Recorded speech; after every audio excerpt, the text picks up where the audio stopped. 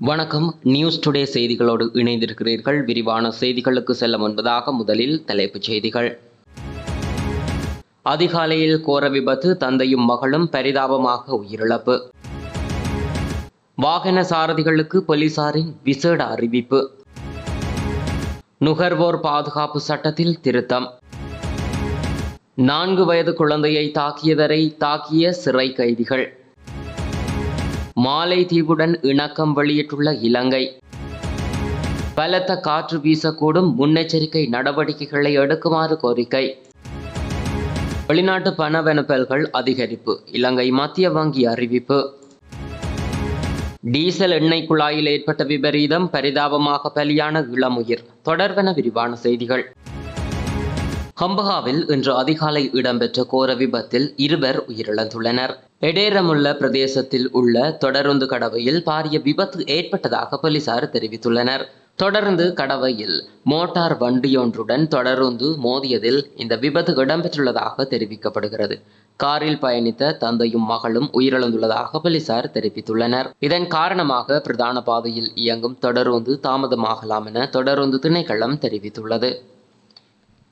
கடந்த நாட்களாக சமூக ஊடகங்களில் வெளியான முரண்பாடான தகவல்களை அடுத்து வீதியில் பயணிக்கும் போது கட்டாயம் எடுத்து செல்ல வேண்டிய முக்கிய ஆவணங்கள் தொடர்பில் போலீசார் மீள் அறிவித்தல் விடுத்துள்ளனர். அனைத்து சாரதிகளும் சாதாரண வாகனங்களுக்கு 4 ஆவணங்களை வைத்திருக்க வேண்டும் என போலீசார் தெரிவித்துள்ளனர். மின்சாரம் அல்லது ஹைபிரிட் வாகனங்களுக்கு மட்டும் 3 ஆவணங்கள் தேவைப்படுவதாகவும், கனரக வாகனங்களுக்காக 5 ஆவணங்கள் தேவைப்படுவதாகவும் போலீசார் குறிப்பிட்டுள்ளனர்.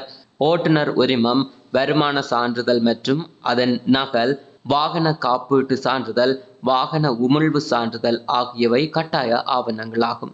மேலும் கனரக வாகனங்களுக்கு மட்டும் வாகன தகுதி சான்றிதழ் தேவையாகும்.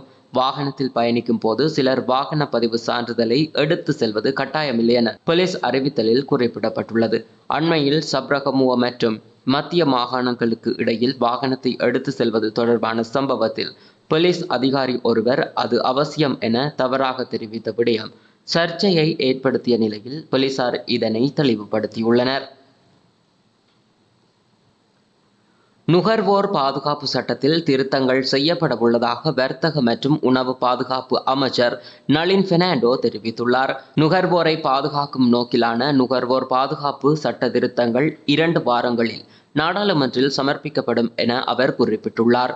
கடந்த 20 ஆண்டுகளாக நுகர்வோர் பாதுகாப்பு சட்டத்தில் திருத்தம் செய்யப்படவில்லை என அவர் தெரிவித்துள்ளார். சட்டத்தில் திருத்தங்கள் செய்து அமைச்சரவையின் அனுமதியை பெற்றுக்கொண்டு சட்டமா அதிபர் திணைக்களத்தில் சமர்ப்பிக்கப்பட்டுள்ளதாக கூறியுள்ளார். பொருட்களின் விலைகள் குறைக்கப்பட்டுள்ளதாக தெரிவித்துள்ளார். எனினும் நுகர்வோர் அதிகார சபையில் வெறும் 277 உத்தியோகத்தர்களே கடமையாற்றி வருவதாக தெரிவித்துள்ளார்.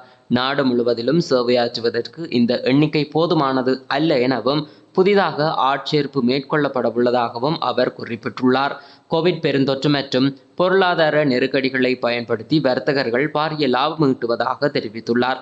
எரிபொருள் உள்ளிட்ட பொருட்களின் விலைகள் குறைக்கப்படும் போது அதன் நலன்கள் நுகர்வோரை சென்றடைவதில்லை என நாடாளுமன்ற உறுப்பினர் சுமித் உடுகும்பர நாடாளுமன்றில் எழுப்பிய கேள்விக்கு பதிலளிக்கும் வகையில் அமைச்சர் இந்த விடயங்களை சுட்டிக்காட்டியுள்ளார். காணொளி சாட்சியம் ஒன்றின் அடிப்படையில் வெலி ஓயா ஹன்சவில என்ற கிராமத்தில் 4 வயது குழந்தையை தாக்கினார் என்று குற்றம் சுமத்தப்பட்டு கைது செய்யப்பட்டவர் மீது அனுராதபுரம் சிறைச்சாலையில் தாக்குதல் நடத்தப்பட்டுள்ளது. முன்னதாக அவர் குழந்தையை தாக்கிய குற்றத்திற்காக கைது செய்யப்பட்டார். அதன் பின்னர் நீதிமன்றினால் விளக்கமறியலுக்கு அனுப்பப்பட்டார். இந்நிலையில் விளக்கமறியலில் வைத்து அவரை ஏனைய கைதிகள் தாக்கியதாக தெரிவிக்கப்பட்டுள்ளது. இதனையடுத்து அவர் அனுராதபுரம் போதனா வைத்தியசாலையில் அனுமதிக்கப்பட்டுள்ளதாக போலீசார் தெரிவித்துள்ளனர். கண்ணாடி கொள்கலனில் வைத்திருந்த சர்க்கரையை சாப்பிட்டதற்காக குறித்த குழந்தை தாக்கப்பட்டதாக விசாரணைகளில் இருந்து தெரிய வந்துள்ளது. இலங்கை தனது பிரத்யேக பொருளாதார வலயம் அல்லது நாட்டின் பிராந்திய கடலின் அளவை விஸ்தரிக்கும் முயற்சியில் மாலைதீவுடன் ராஜதந்திர மோதல்களை வெற்றிகரமாக தவிர்த்துள்ளதாக தகவல்கள் வெளியாகியுள்ளன. ஒரு பிரத்யேக பொருளாதார மண்டலம் என்பது கடலின் ஒரு பகுதியாகும். பொதுவாக ஒரு நாட்டின் பிராந்திய கடலுக்கு அப்பால் 200 கடல் மைல்கள் அளவில் இது நீடிக்கப்படுகிறது. இந்த நிலையில் இலங்கை தனது கடல் பிராந்தியத்திற்கு அப்பால் 200 கடல் மைல்களுக்கு தமது பிரத்யேக பொருளாதார வலயத்தை விஸ்தரித்துக் கொள்வதற்காக 2009ஆம் ஆண்டு ஐக்கிய நாடுகளிடம் தொழில்நுட்ப மற்றும் விஞ்ஞான தரவுகள் மற்றும் பிற தகவல்களை சமர்ப்பித்தது. இதன் அடிப்படையில் ஐக்கிய நாடுகளின் ஆணைக்குழு இலங்கையுடன் இந்த விடயத்தில் ஈடுபட ஒரு துணை ஆணைக்குழுவை 2016இல் நிறுவியது. இதனையடுத்து இலங்கை பிரதிநிதிகள் 11 சுற்று பேச்சுவார்த்தைகளை நடத்தியுள்ளனர். குறித்த விரிவாக்கத்தில் மாலைத்தீவுக்கும் உரிமை கோரல் இருந்துள்ளன. எனினும் விடயத்தில் 2 தரப்புகளும் ஒத்துழைப்புடன் செயற்பட இணங்கியுள்ளதாக தெரிவிக்கப்பட்டுள்ளது.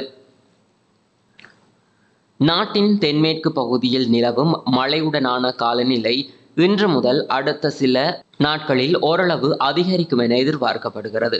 மேல் சப்ரகமுவ, வடமேல் மற்றும் தென் மாகாணங்களிலும் கண்டி மற்றும் நுவரெலியா மாவட்டங்களிலும் அவ்வப்போது மழை பெய்யும். மேல் மற்றும் சப்ரகமுவ மாகாணங்களிலும் நுவரெலியா, காலி மற்றும் மாத்தறை மாவட்டங்களிலும் சில இடங்களில் 50 மில்லிமீட்டருக்கும் அதிகமான பலத்த மழை பெய்யக்கூடும். வடக்கு மற்றும் வடமத்திய மாகாணங்களிலும் மாத்தளை மாவட்டத்திலும் பல தடவைகள் மழை பெய்யும். ஊவா மாகாணத்திலும் அம்பாறை மற்றும் மட்டக்களப்பு மாவட்டங்களிலும் ஒரு சில இடங்களில் மாலை அல்லது இரவில் மழை அல்லது இடியுடன் கூடிய மழை பெய்யக்கூடும்.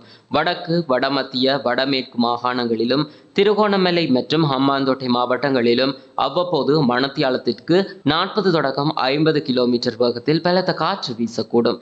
இடியுடன் கூடிய மழையின் போது தற்காலிகமாக பலத்த காற்று மற்றும் மின்னல் தாக்கங்களினால் ஏற்படக்கூடிய பாதிப்புகளை குறைத்துக் கொள்ள தேவையான முன்னெச்சரிக்கை நடவடிக்கைகளை எடுக்குமாறு பொதுமக்கள் கேட்டுக் கொள்ளப்படுகிறார்கள்.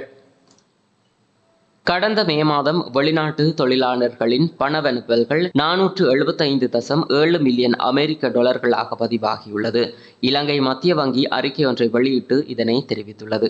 இதேவேளை இவ்வருடத்தின் கடந்த மே மாதம் வரையிலான பணவனுப்பல்கள் 2624.4 மில்லியன் அமெரிக்க டாலர்களாக பதிவாகியுள்ளதாக மத்திய வங்கி மேலும் தெரிவித்துள்ளது.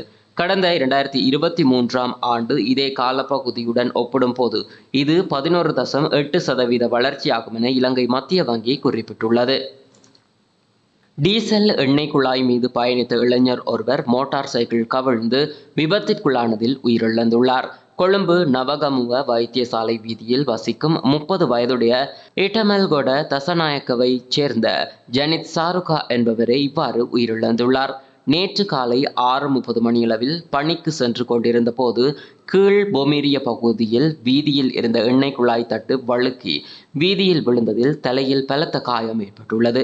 இதன் பின்னர் நவகம அரசு வைத்தியசாலையில் அனுமதிக்கப்பட்ட நிலையில் அவர் உயிரிழந்துள்ளார். இதன்போது இந்த மோட்டார் சைக்கிளுக்கு பின்னால் வந்த மோட்டார் சைக்கிளும் கவிழ்ந்து விபத்திற்குள்ளாகியுள்ளது.